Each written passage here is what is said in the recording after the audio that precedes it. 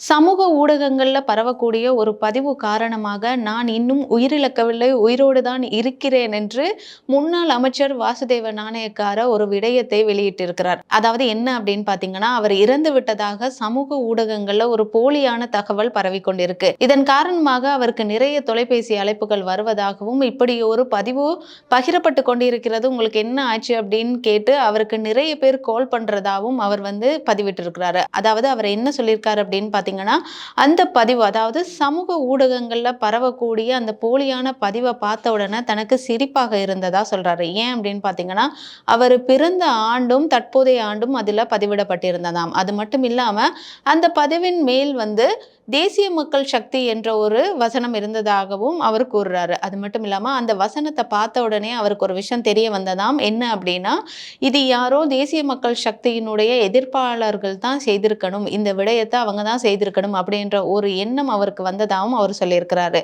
அது மட்டும் இல்லாம அவர் சில தகவல்களை சொல்லியிருக்காரு. என்ன அப்படின்னு பார்த்தீங்கன்னா, தனக்கு இப்ப தேர்தல்களில் போட்டியிடக்கூடிய திறன் இல்லை, ஆனா அரசியல்ல இருந்து நான் என்னைக்குமே விலக மாட்டேன் அப்படின்னு சொல்லியிருக்கிறாரு. அரசியல்வாதிகளுக்கு மரணம் வரை ஓய்வில்லை அப்படின்ற ஒரு பதிவையும் அவர் பதிவிட்டிருக்கிறாரு.